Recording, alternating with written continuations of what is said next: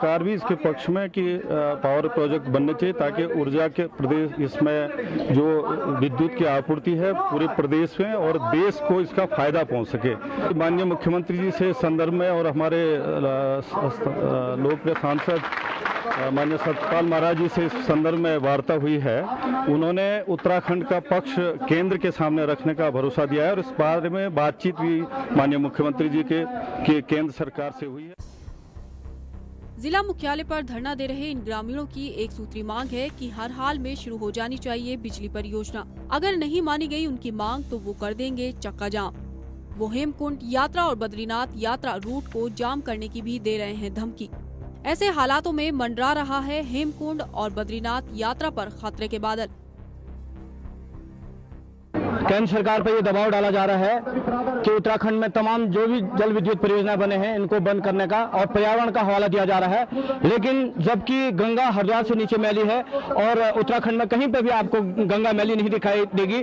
और आज यहाँ पर जितना भी हमारे वन क्षेत्र के तथा विष्णुगाड़ पीपलकोटी जल विद्युत योजना के प्रभावी जितने भी लोग हैं, इन सभी लोगों की ये मांग है कि ये परियोजना बंद नहीं होनी चाहिए। अगर ये परियोजना बंद होगी तो हम भी आने वाले समय में जो बद्रीनाथ हेमकुंड यात्रा है उसको भी बाधित कर देंगे। उसके बाद हम धरना प्रदर्शन, चक्का जाम और बद्रीनाथ हेमकुंड जैसी यात्राओं को बाधित करेंगे और आमरण अनशन और यहाँ तक कि हमारे कई युवा साथी, कई महिलाएं भी आत्मदाह करने की भी तैयारी कर चुके हैं। इस पूरे मामले में जिला प्रशासन भी ग्रामीणों के पक्ष में खड़ा दिखाई दे रहा है। तत्कालीन जिलाधिकारी की माने तो परियोजना जनहित में है और इसके निर्माण में पर्यावरणीय मानकों का पूरा ख्याल रखा जा रहा है। जो भी बंद किया जाना है या नहीं किया जाना है तो सरकार का निर्णय होगा, भारत सरकार का। लेकिन जिस मोड़ पे हम खड़े हैं, जितना कार्य हो गया है, विस्थापन का कार्य बहुत हद तक हो गया है, टनल का बनाने का कार्य काफ़ी हो गया है।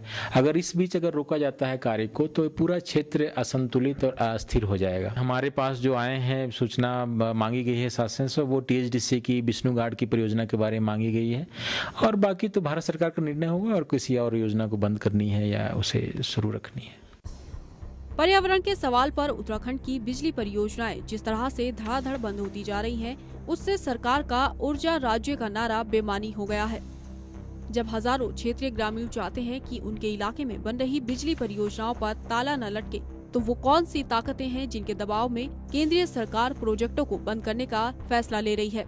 विष्णुगाड़ परियोजना के मामले में जिस तरह से क्षेत्रीय जनता सड़कों पर उतर गई है, उससे तो यही लग रहा है कि अगर केंद्र सरकार ने प्रोजेक्ट के मामले में सकारात्मक फैसला नहीं लिया तो हालात गंभीर रुख इख्तियार कर सकते हैं।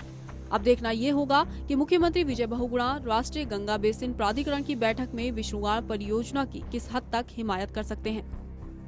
नेटवर्क 10 के लिए चमोली से जयदीप चिंगवाड़ की रिपोर्ट।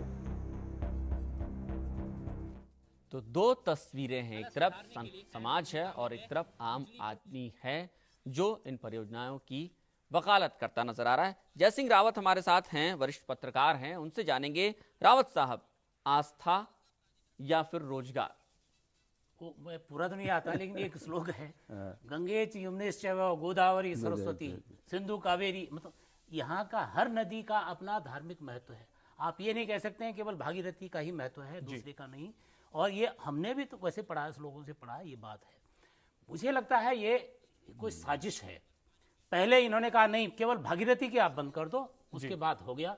भागीरथी के बंद करा दिए, पाला मनेरी बंद करा दिए, भैरव घाटी बंद करा, लोहारी नागपाला बंद करा दी। अब आई बारी अलकनंदा की। अलकनंदा पर भी कई 5 प्रयाग आपने सुने होंगे, पंच प्रयाग हैं, उधर है, मतलब 5 नदियां आके मिलती हैं। लगभग हर नदी पर प्रोजेक्ट बन रहे हैं। आप यहीं से लगाओ, उसमें मंदाकिनी होगी, फिर नंदाकिनी नंदप्रयाग में आ गई, फिर ऊपर से 5 प्रयाग है, पिंडर है, बड़ी बड़ी नदियां हैं। ये अपना एक सिस्टम है। तो हम इससे सहमत हैं कि देखिए जलचर भी जो हैं वो भी एक अपने आप एक्वेटिक जो वर्ड है उसका भी ध्यान रखा जाना चाहिए। एक्वा सिस्टम जो एक्वेटिक जो सिस्टम है उसको भी मेंटेन किया जाना जरूरी है। जलचर भी हैं, बहुत सारे जीव होते हैं, नदी को सुखाना ठीक नहीं है। लेकिन जो मोक्ष की आप बात कर रहे हैं, मोक्ष गरीबी से लोगों को मोक्ष दिलाइए, मुक्ति दिलाइए। आप गुर्बत से मुक्ति दिलाइए, आप बिजली का संकट है उससे मुक्ति दिलाइए, लोगों को रोजगार, बेरोजगारी की समस्या उससे मुक्ति दिलाइए। और बहुत सारी समस्याएं उनसे मुक्ति दिलाइए।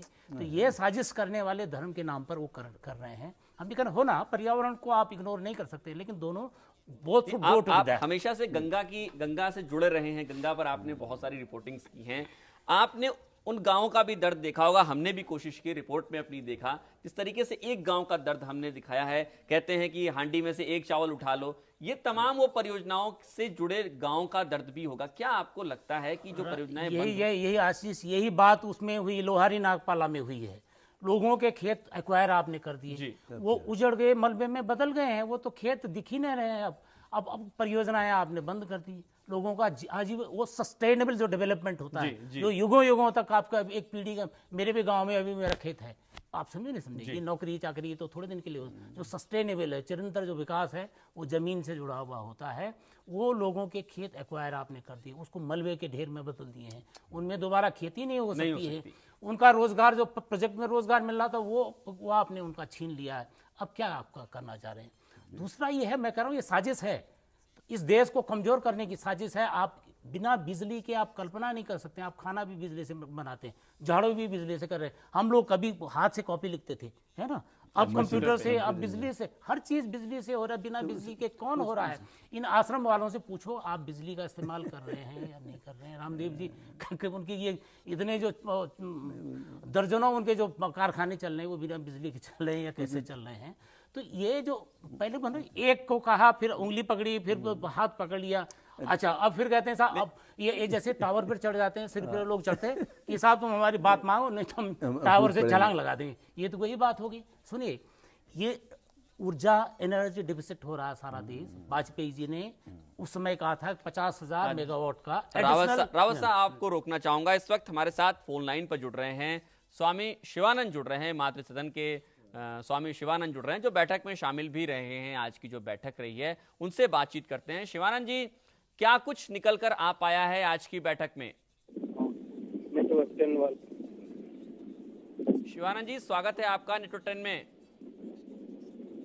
हेलो जी, स्वागत है आपका। अच्छा, धन्यवाद। आज क्या कुछ निकल कर आ पाया है बैठक में? क्या कुछ रिजल्ट आया है बैठक का? बैठक में ये बात हुई कि सानंद जी बैठक में नहीं थे जी, तो इस बैठक में वहाँ के सानंद जी को सुना जाएगा जी, इसके बाद निर्णय लिया जाएगा। और जहाँ तक डैम सब की बात है, तो केवल दोगुना जी को छोड़ करके अधिकांश मेंबरों की राय थी कि नहीं, डैम से बंद हो जाना चाहिए। इससे बहुत प्रभाव पड़ गया है। और इसके साथ ही साथ नीतीश कुमार बिहार के, जहाँ तक बोले कि फरक्का बांध को भी तोड़ दो, क्योंकि अब ये 25 साल के बाद गंगा नहीं दिखलाई पड़ेगी। तो वहाँ मोटा मोटी सबकी राय। शिवानंद जी, विजय बहुगुणा ने क्या कुछ बोला है? विजय बहुगुणा वही बोले हैं जो कि राग अलापते रहते हैं जी। और उनकी राग अलापने की बातों को सबों ने एक तरह से खंडन ही कर दिया जी। तो इसलिए वो लेकिन शिवानंद जी, आपको नहीं लगता कि जो राग आप जिस तरीके से कह रहे हैं कि राग अलापा है विजय बहुगुणा ने, वो उत्तराखंड की आम आवाम का भी राग है? ये आप कहाँ कहते हैं आम आवाम की राग है? आम आवाम केवल कुछ लोगों में तो नहीं है। जब टिहरी डैम में हजारों विस्थापित हुए हैं, एक तरफ तो कहा जा रहा है कि जो पलायन हो रहा है पहाड़ से, और दूसरी तरफ डैम बंद करके गांव को उजाड़ करके पलायन कर रहे हो। टिहरी से जितना पहाड़ में पलायन हुआ है वहाँ उतना किससे हुआ है? जी, लेकिन तमाम लोगों को रोजगार भी मिला है इन परियोजनाओं में। कुछ नहीं है, क्या कहते हैं, कुछ पॉलिटिशियन हैं, कुछ टेक्नोक्रेट हैं और कुछ कंपनी के व्यक्ति हैं। इन लोगों ने उत्तराखंड के माहौल को खराब कर लिया है। जनमानस जो है, अभी हम तो गंगा से जुड़े हुए हैं और उत्तराखंड के अनेक जनमानस हमारे साथ आते रहते हैं। क्या सुशीला भंडारी जो है लेकिन देखते हैं वो लोग आंदोलन खड़ा करके रखी हुई है जी। बार बार ये आवाजें भी आती हैं कि उत्तराखंड से ज्यादा गंदी गंगा तो उत्तर प्रदेश के तमाम इलाकों में है, कानपुर में है, वाराणसी में है, प्रयाग में है। आखिर वहां पर अब तक संत समाज क्या करता रहा? सफाई के लिए लोगों को जागरूक क्यों नहीं किया? अब एकाएक से क्यों याद आ गई और विद्युत परियोजनाओं को बंद कराने लगे? अब हो रही है कि टोटल कैसे हो, तो टोटल कैसे सुधार हो, तो सुधार के समय में और तो पानी को ही खत्म कर दिया जाए। ये जी। बात उठी है, ऐसी बात नहीं है। जी ये बात उठी है कि सीवेज का ट्रीटमेंट हो, जल हो, या क्या कहते हैं कंपनी का जल हो, इस सब पर भी बातें हुई है। लेकिन डैम वो तो अभी रोकना है, और ये अभी हो रहा